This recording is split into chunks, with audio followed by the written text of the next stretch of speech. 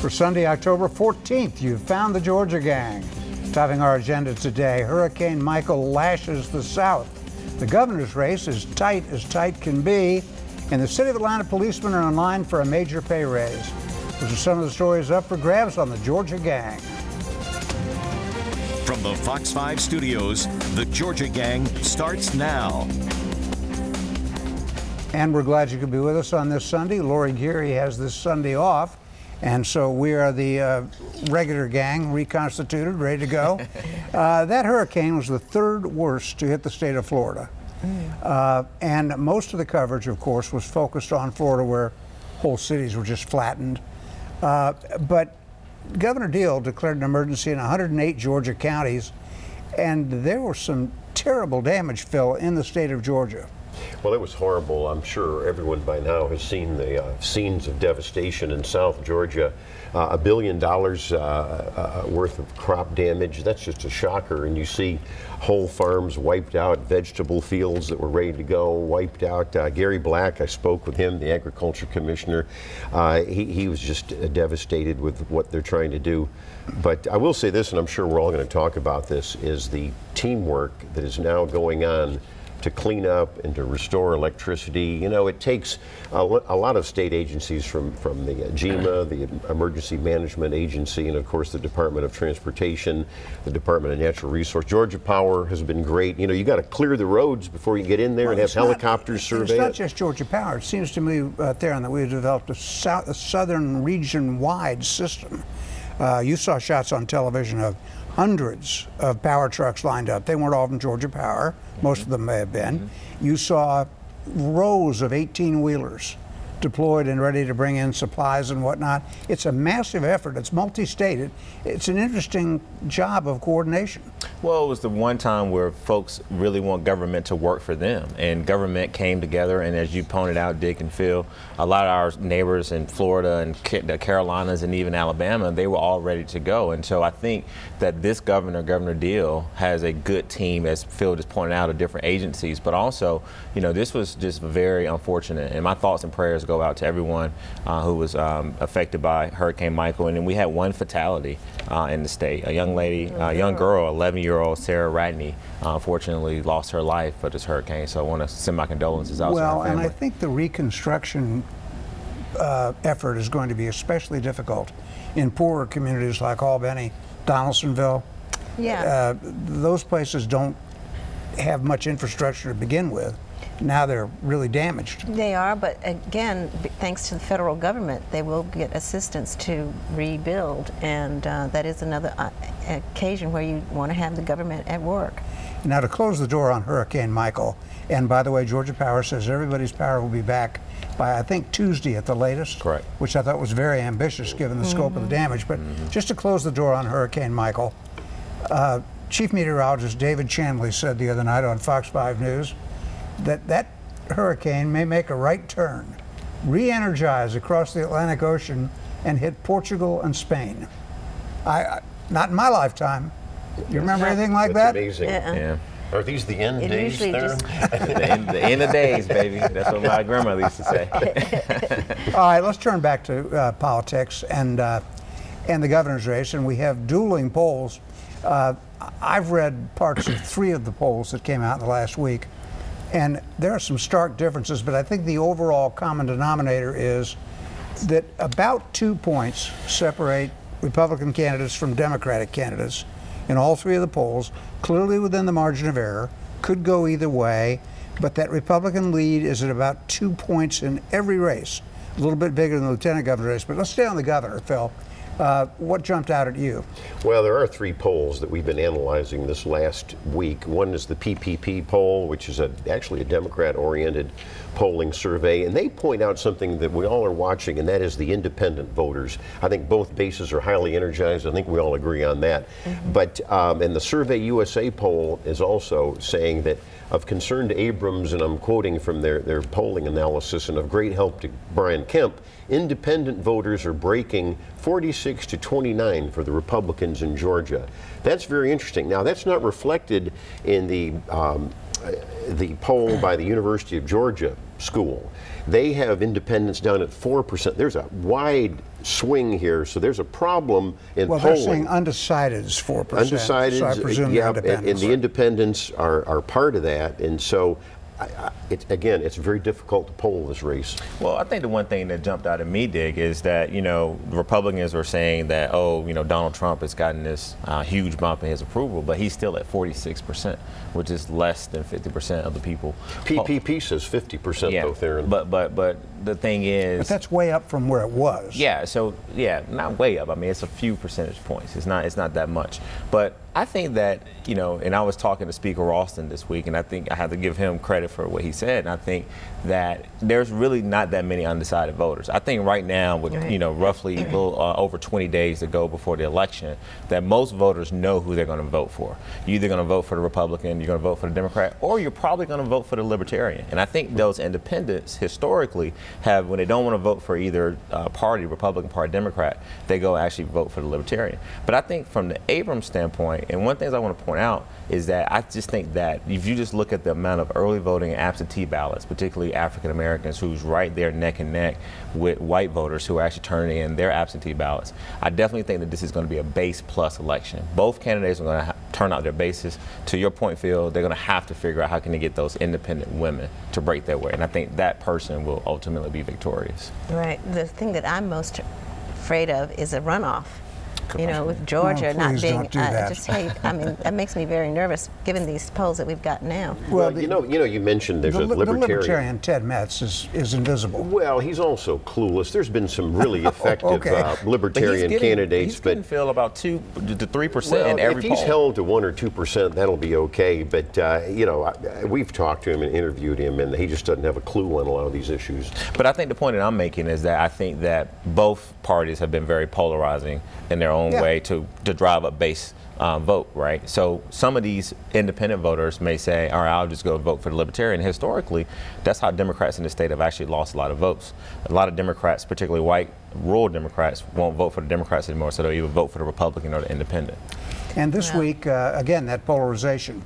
You had Donald Trump Jr. speaking on behalf of Brian Kemp in Athens, and you had Pocahontas herself, Elizabeth Warren, campaigning at Clayton State University. Don't for say that. Be nice, That's Dick. a pejorative. Don't use that. No, that's what her nickname is, Pocahontas. Pocahontas? Yeah, false Indian. Pocahontas. That's what she is. I never heard that. And you know what? She contributed to a cookbook called Pow Wow I know you Chow. said that last week, but I still don't think you should use And you know, Eric Holder was here in Georgia campaigning for Stacey Abrams, and here was the former Don't U.S. say that, Attorney it's General. pejorative. Eric Holder?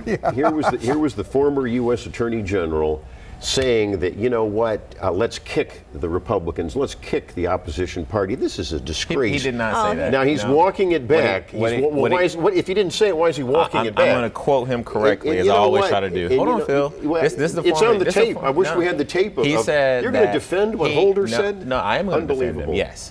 What he said was, our First Lady, former First Lady, Michelle Obama, say when they go low, we go high. He said, as a former Attorney General, in looking at the enthusiasm that folks want to bring to the... He didn't say enthusiasm no, he did. or anything like that. He said we're going to kick them. When they go low, No, we kick. Well, we'll play the tape for you next week. But he said not in a physical and damaging way. Now he's apologizing. He did say not physical. He did say well, not physical. it's disgraceful. And I haven't heard Stacey Abrams condemn this. And I haven't heard you condemn You know, your all right, we gotta President get Trump to all the trash he talks. We got to get out. I don't like trash talk from either side. We'll quote Elizabeth Warren, the senator from Massachusetts. In the middle of the best economy in my memory, she wants to turn pain into power. She's talking about the gender issues, what the pain is she's talking about. And women suffer that greatly, particularly in the Greatest economy in the history You of saw all the these world. thousands of survivors and sexual assault victims all across the country. Now, if you're going to run on unhappiness and pain, good luck to you. All right, when we come That's back, how Trump got elected. When we come back, we're going to regroup and decide what we're going to talk about next. Stay with us.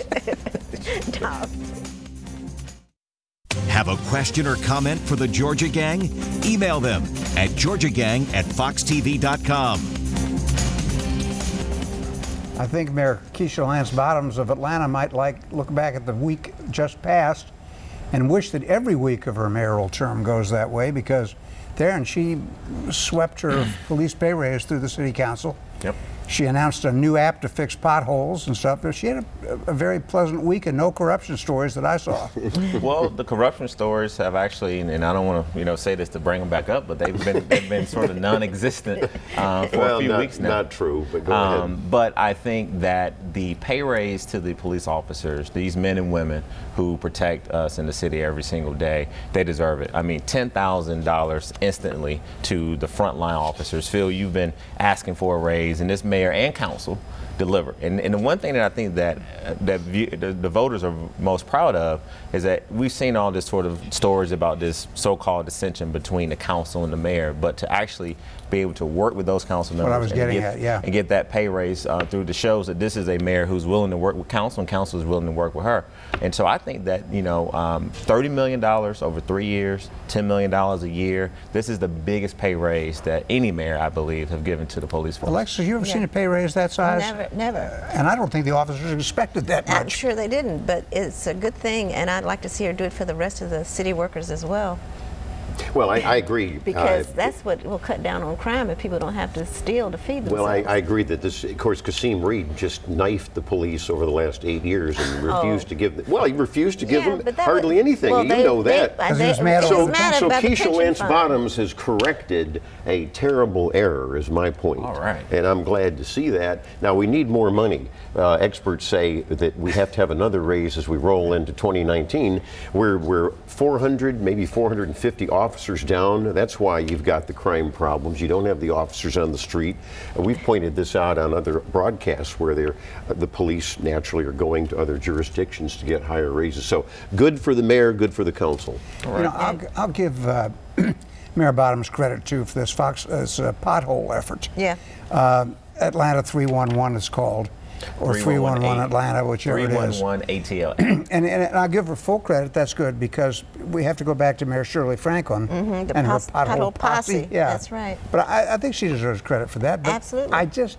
There's so many potholes and so many steel plates. I don't know how you get it done. I know, but that's the thing. With Mayor Franklin, that was what, 10 years ago or more? Was it 15, 18 years ago? She got elected in 2001. Yeah. So it's time to revisit the pothole issue, because it's bad. And I will point out that all the new cities have had a system like that in place for a number of years. Sandy Springs, Brookhaven, Dunwoody, and so forth. And it works. Now, they're a smaller scale than the city of Atlanta. And newer roads, too. But let's really put this all in sort of consideration for our viewers. I mean, between the months of June and September, the city of Atlanta filled 10,000 potholes. So right now, when we leave the station and we run over a pothole, we can go on our phone to 311 ATL, which is an app that you can get on any apps, platforms, and report the pothole, take a picture of it. And the city has said that they guarantee within 5 days that pothole will be filled. And so I think that's a revolutionary plan. But as you pointed out, they won't pay for your $300 broken axle. Well, I just can commit to the city paying for that, Phil, because I don't work for the city. Good. I want to get back to politics as quickly as we can, but there's some other major local items that I think we need to discuss. We had 2 of the teachers implicated or convicted in the Atlanta cheating scandal go off to prison. I'm sad for them, but they refused plea deals. Yeah, I'm not sad for them. They even refuse to this day to apologize. But Paul Howard didn't want to send them to prison. Well, he's made martyrs out of them. I tell you what, it's still a huge amount of damage to a generation of kids in Atlanta. And we talked at some point about a major soccer center out in the Stonecrest area of DeKalb County. That looks like it is blown up. They couldn't, they had a default on their loan to buy a building out there that was central to the project. I thought it was a pipe dream all along, but I was willing to give them the benefit of the doubt.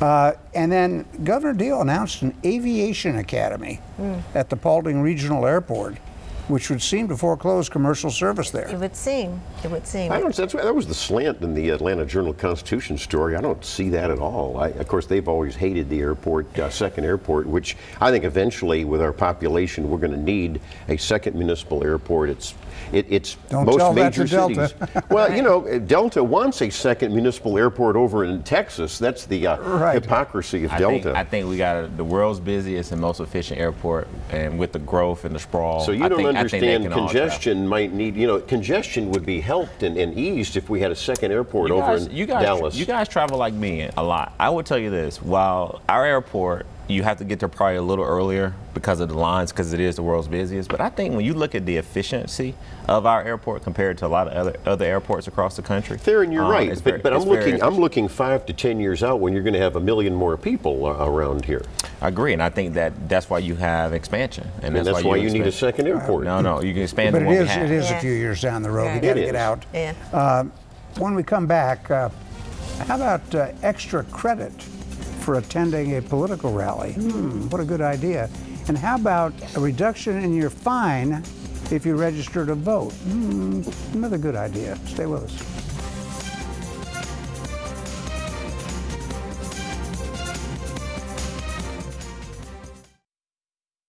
Join the discussion on the Georgia Gang Facebook page and watch past episodes on the Georgia Gang YouTube channel.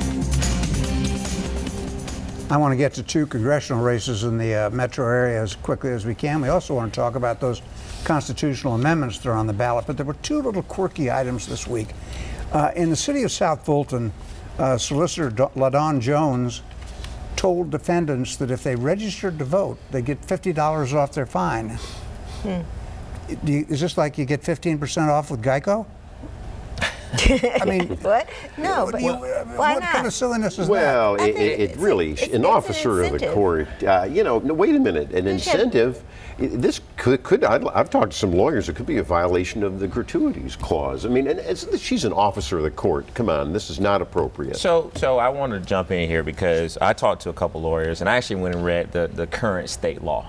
And what it says is that you cannot give money or gifts to people to register to vote. So you can't give them money or gift. Now, Alexis has a point. It's a very blurry line about what is considered an incentive and what is not considered an incentive. But the one thing that I did in my research is that when I looked up the city of South Fulton, and particularly the solicitor's office, they have been on HBO.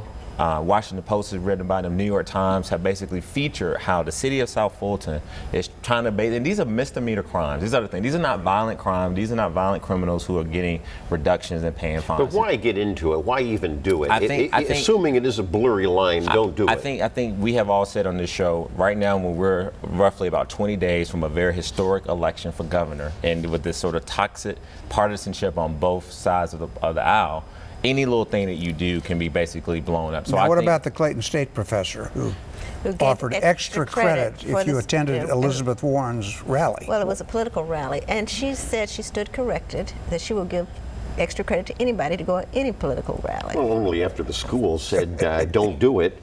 And I don't have a problem with political science classes getting some credit, but it ought to be even rather than having them go to Democrat rallies. At the University of Georgia, you never got a professor, and I'm sure the great Charles Bullock has probably encouraged some of his students to go to I just said, if it's even, I just said do it. Yeah. But this was a blatant pro-Democrat liberal professor who did it.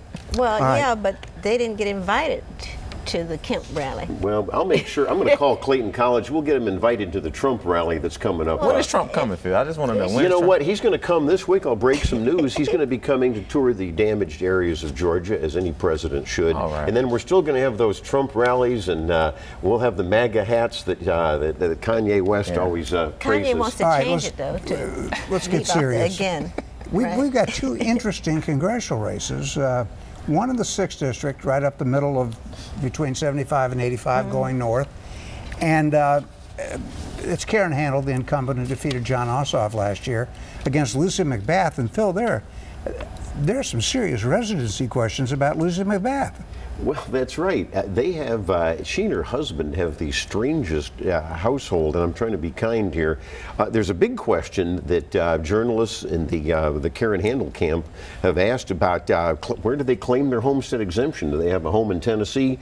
They claim they have a home in the 6th district. So it's a mess, and it certainly has taken McBath off message. They've got cars registered in Tennessee. They got a homestead requirement somewhere else. Yeah. And you remember this sunk John Ossoff the last time when he didn't even live in the district, the Democrat running. So I talked to John Ossoff this week, and I've talked to some folks from the Lucy McBath campaign. And as we know, you don't have to necessarily live in your congressional district to run for that particular congressional district. That was a John Ossoff issue.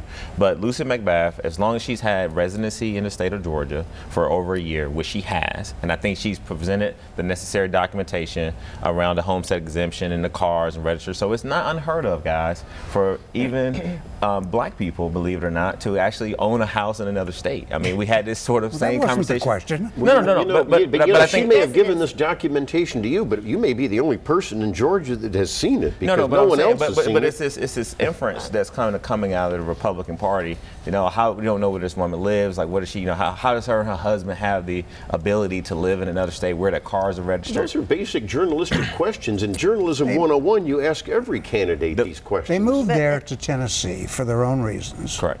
Then they came back because she's on the George Soros, Michael Bloomberg payroll with Everytown for Gun Safety. They put a lot of money into the race. Right. And so she had to quickly figure out how to get back and establish residency again in Georgia. Right. And she bungled it, it looks like, to me. But that's right. She's a single issue candidate. Her commercials are up. Yes. They're fairly effective. They're good. But they're on the one issue. And I don't know and it's an important issue. Gun safety is important. Well, and Karen Handel now has the advantage of incumbency. A Democratic platform. Well, I think that I think that what internal polling I've seen is that Handel's ahead, and then Rob Woodall, you would think, would be targeted more by the left. It seems like they're targeting Karen Handel more and leaving Rob Woodall alone. Carolyn Bordeaux's running on health care. She's got a very good message around health care. Has raised a lot of money. She's up on television, a very effective ad.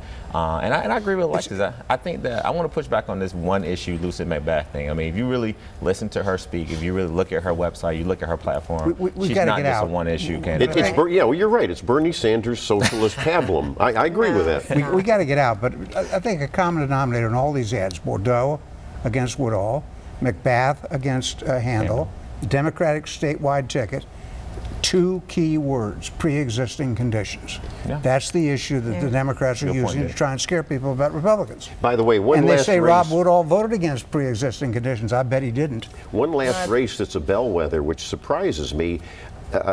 2-3 weeks ago, John Barrow was ahead in the Secretary of State's race in the internal polling. Now Brad Raffensperger has pulled ahead of Barrow. That's surprising to me. It is surprising to me, too. All right, we got to get out. He doesn't have any legal experience in the courtroom. Okay. When we come back, we will do winners and losers. Time now for the week's winners and losers. % more, yeah, that's great. And watch us now while we talk quickly, because we've shorted ourselves. Phil. Well, you know what? My loser for this week is CNN, and even its founder, Ted Turner, is disgusted with the far-left political slant that's been going on. And, of course, Don Lemon was just used to be objective, in my opinion, now just in the pocket of the liberals. You know, I've got a winner. We watched the state legislative races. This is a colleague of ours from several years ago, Representative Megan Hansen. She's state representative. You know, she's the youngest lawmaker in the state of Georgia at age 34, but she's also the youngest soon mom to be in the state of Georgia. So my winner is Megan, and I hope she gets reelected. All right, Alexis. Okay, I'm going to congratulate the mayor and the city council for the police pay raise. I didn't get a chance to make them winners last week, so congratulations to them. It's a good job. And then also I want to recognize the governor's awards for the arts and humanities. They were announced this week. There were 10 people who were awarded for their work, including 5 in Atlanta. The MLK Collection at Morehouse College, the National Black Arts Festival, the Historic Oakland Foundation, and Pearl Klieg as an individual, all from Atlanta. I echo Alexis. Big shout out to the mayor and the city council for the pay raises to Atlanta police officers, and also for Atlanta Fix It. Secondly, Clark Atlanta University is our homecoming. We had our homecoming this week, 30 years since the consolidation of Clark College and Atlanta University.